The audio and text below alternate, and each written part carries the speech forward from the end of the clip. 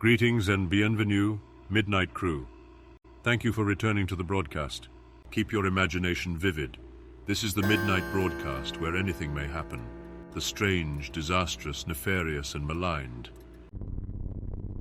It was the summer of 2000, and I was just a non-rate stationed on a 110-feet Coast Guard cutter out of Key West, Florida. We had enjoyed 3 days of calm weather, and the seas were glassy smooth.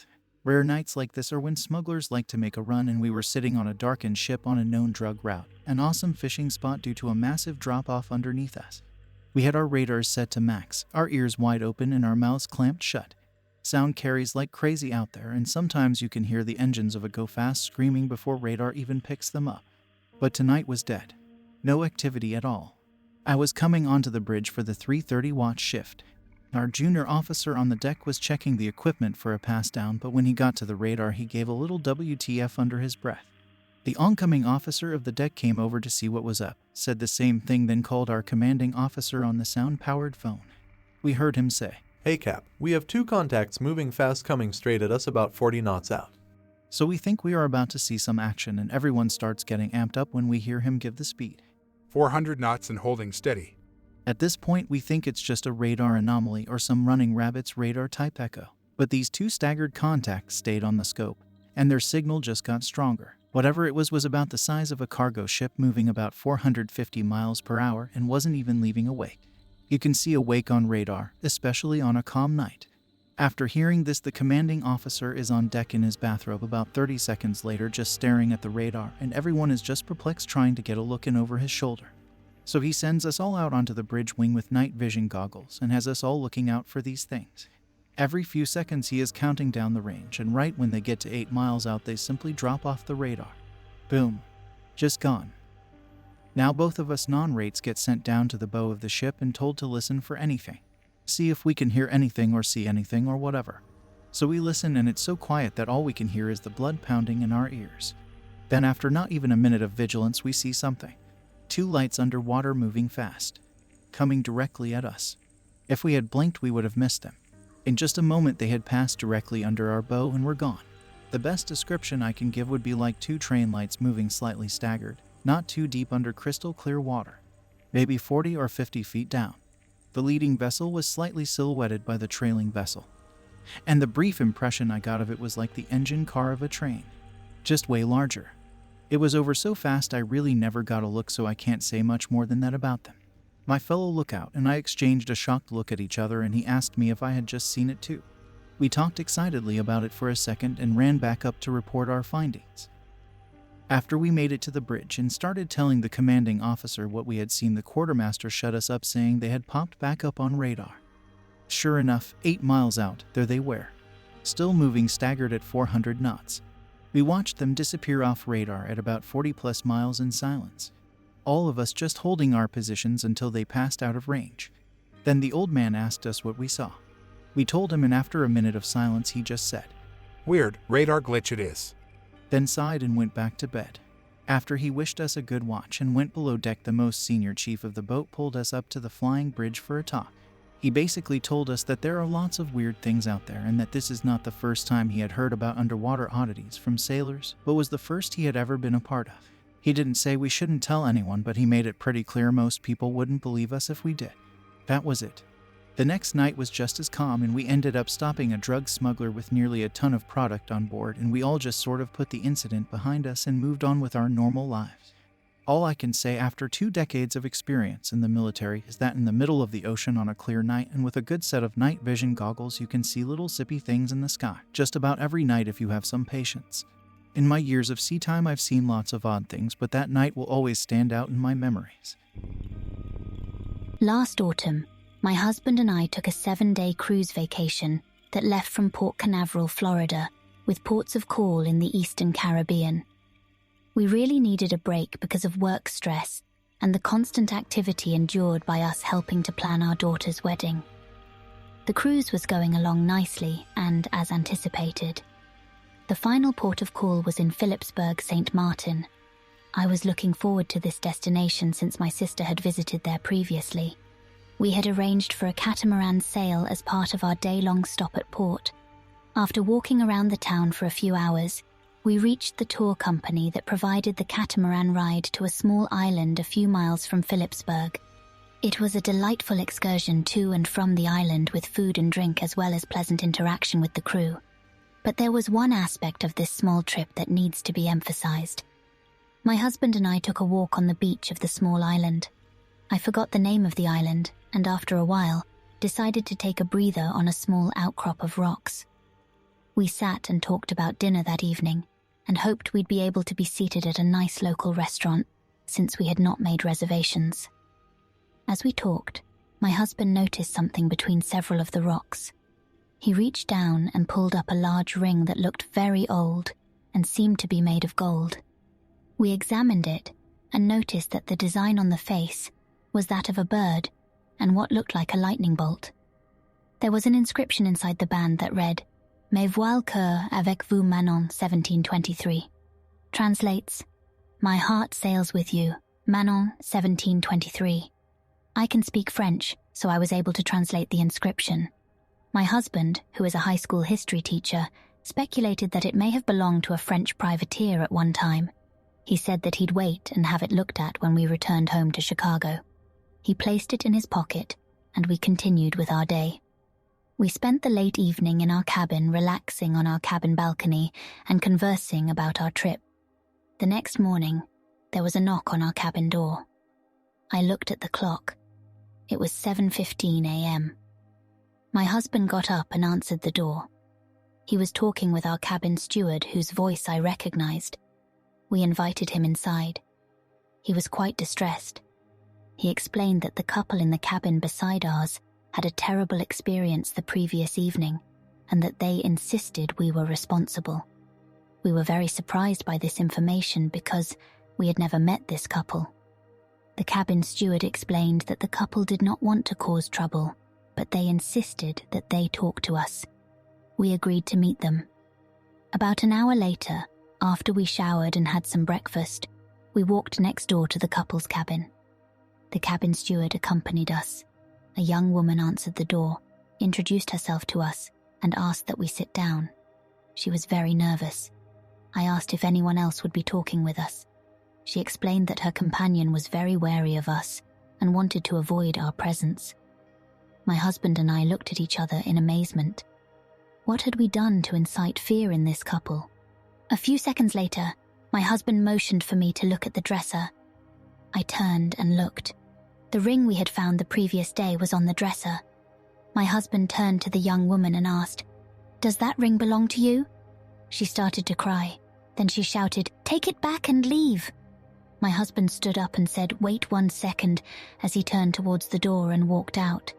I knew where he was going. He was looking for the ring in our cabin. I looked at the young woman and said, "Look, what is going on here?" She did not answer. The cabin steward suspected what was happening and said, "If this is a theft, I need to report it." I asked him to wait until my husband returned. Soon after, my husband walked back into the cabin and said, "It's gone." The young woman looked up and said, "Yeah, we took it last night." After assuring her that we would not report or prosecute the theft, she calmed down and explained what happened. The young woman stated that the previous evening, her and her companion were walking back to their cabin when they noticed my husband and I were getting ready to enter our cabin. My husband had reached into his pocket to retrieve the key card, and when he did, the ring somehow came out and fell to the floor. Neither one of us had noticed it, but the couple both saw it hit the floor and bounce over to the opposite wall. After we had entered our cabin, the couple picked up the ring and decided that it was now theirs. As she continued to describe what had happened, she became more emotional as tears rolled down her face. She explained that after they had gone to sleep, the cabin lit up as bright as the morning sun, so bright that it woke both of them. Then they noticed deep, horrific growling sounds coming from across the cabin near the sofa. As they watched, a woman in a billowy pink dress began to manifest before them. They were totally terrified and unable to speak or move. The apparition moved towards them and hovered above the bed. As its bright yellow eyes gazed upon them, a voice rang out, "Donna Monseigneur son anneau," and again, "Donna Monseigneur son anneau," translated, "Give my lord his ring." The spectre continued to speak the same words until it finally faded away and the room turned dark. Now, take the ring and leave. I beg you not to report this. I looked at the cabin steward. He was in shock, holding a rosary and praying under his breath. My husband said, "Let's go." He grabbed the ring and we walked back to our cabin. We talked about the ring and what we would do with it. We contemplated throwing it into the ocean.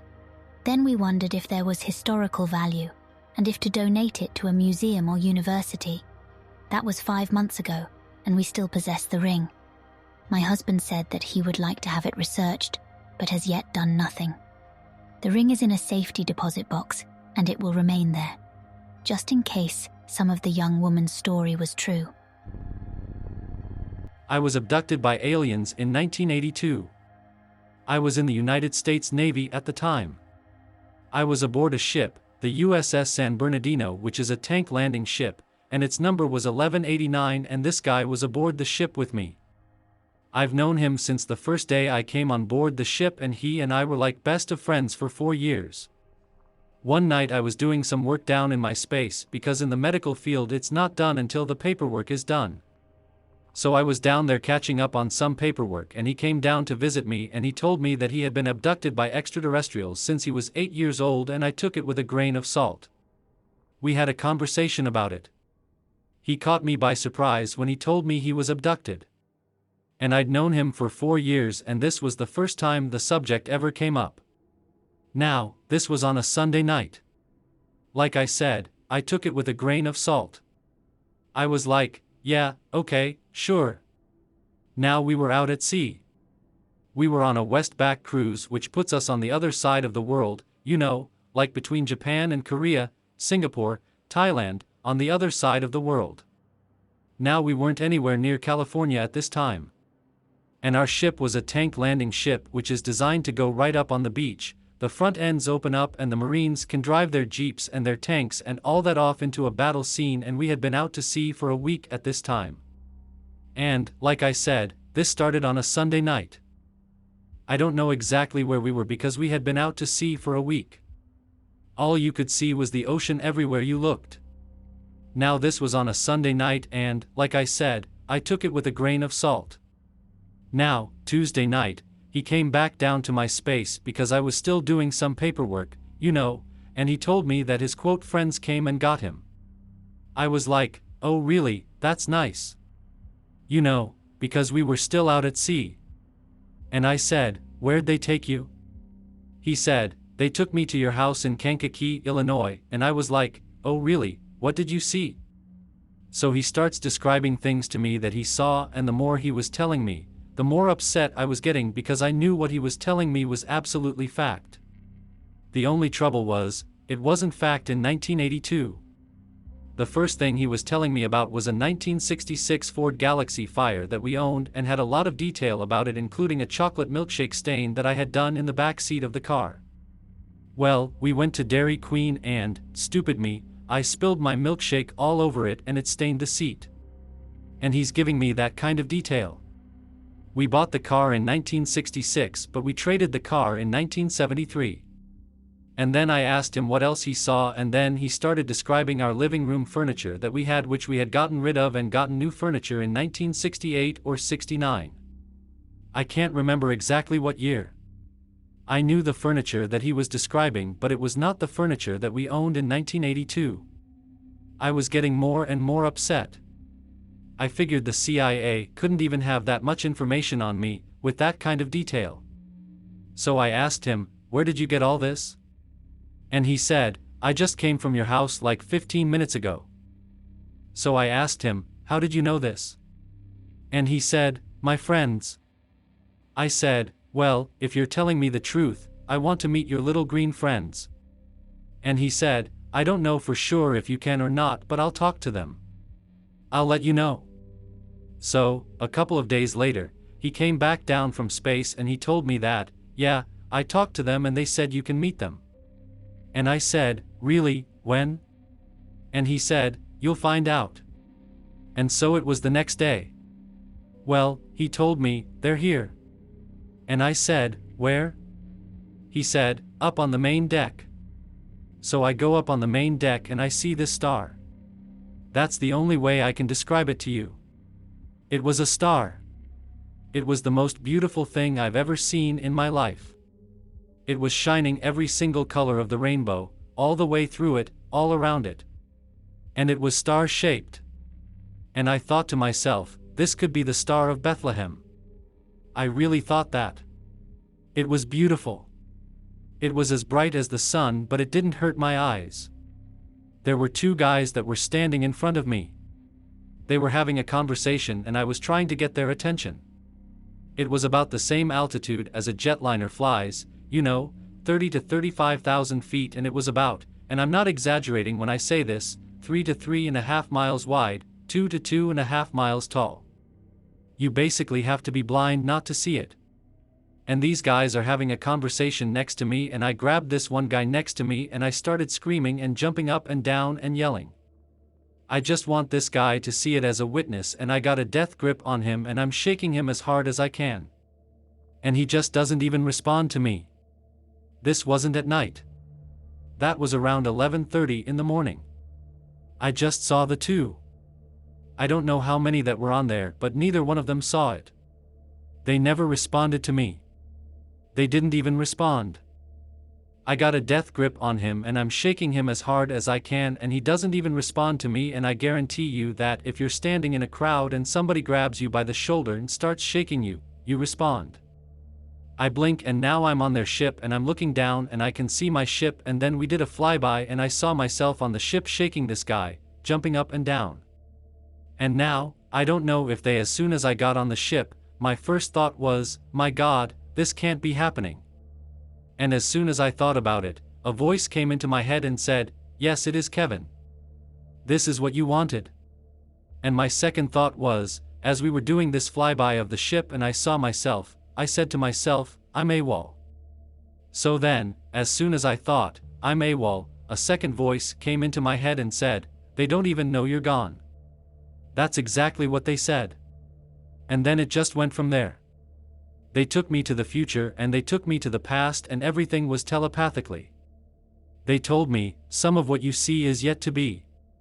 Some of what you see has already happened. And they took me back to Kankakee. I saw myself walk out of my house, talk to my grandmother who died in 1972. And then, at the end of it, it was 20 or 25 minutes, they were showing me different things. They were showing me Armageddon-type things. Things that I didn't want to know. Things that I don't even want to know. I have no idea what year it was. They didn't tell me what year they were taking me to.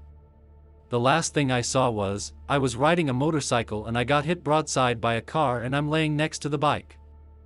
Now everything they showed me only lasted about 7 to 10 seconds, just enough time for me to realize what I was looking at, and now I'm looking at something different. And this lasted about a half an hour. And then, the very last thing they showed me was the motorcycle accident, and I'm laying next to it and I'm not moving or anything, and I thought they showed me how I'm going to die. And that motorcycle accident happened on my 2003 Harley Davidson, and for 15 days I was knocked out. Of course, I didn't know I was knocked out when I saw it, I thought I had died.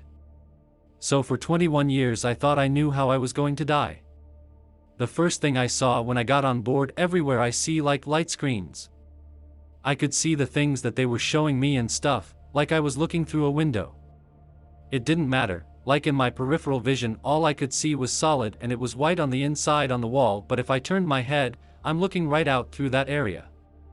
See, but in my peripheral vision, it was solid. And when this all ended, I realized that I was standing down a metal grate. You know, like a fire escape grate. And it was gray, like Battleship Gray. And I was standing above another level. And I was with them for about 40 minutes before I finally got to look at them. I thought I could handle it. And when I was with them, I asked them, "Are you gonna eat me?" And they told me, "You watch too many horror movies." Which really isn't true because I haven't seen that many. I didn't ask them to define that. That was their response when I asked them if they were gonna eat me. They said, "No, you watch too many horror movies." And then I asked them what they looked like and they said, We're not little and we're not green. And you want to talk about an understatement, when I finally got the courage up to turn around and look at them, they were 12 to 15 feet tall. When I came back, I was laying in my rack. I sit up in my bed and something is off. My uniform, my dungaree uniform, was just soaked to the skin with sweat. And I was hyperventilating. And I thought, oh God, this has just been a dream, and then I turned to get out of my rack and my friend was standing there. He's got this ear-to-ear grin and he goes, "Tell me about your ride, Kevin." I never talked to him after that. I avoided him like the plague. I thought he was one of them. I saw a UFO on 2 different occasions.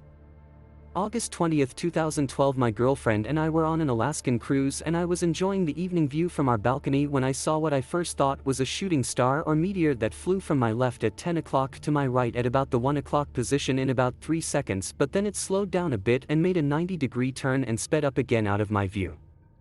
It then flew above in an arc a couple of times and was gone. 5 days later on the return trip we were at the same point, about 100 miles west of Juneau, and a light descended through the clouds for a few seconds, then went up in a zigzag motion. Then it went from above and in front of me to my far left and stopped. By this time my girlfriend and I were freaking out, yelling for someone else to come out and look, but no, they were all at the casino or something. After it stopped, it grew instantly bigger and I realized it was coming directly towards us at a high rate of speed. It then slowed down as it passed between us and another cruise ship. It was close enough, imagine holding a chickpea at arm's length, that I could determine a shape. Then it went up through the clouds and was gone. I grew up at the end of a military runway, so I know all about aircraft characteristics. This thing was classic saucer-shaped with a very bright light in the middle. The light in the middle was flickering/pulsating both up and down like the afterburner of a jet. There was no sound at all, and this thing went from being a blip on the horizon to being within a mile much faster than any military jet. I don't tell people about this because everybody is absolutely sure that you are wrong even though they weren't there, and it must have been my imagination or something. I know what I saw. I hope that you enjoyed tonight's broadcast. If you enjoyed tonight's story, then please subscribe to the channel as more green texts will appear daily. A new broadcast will appear when the clock strikes midnight Central Time.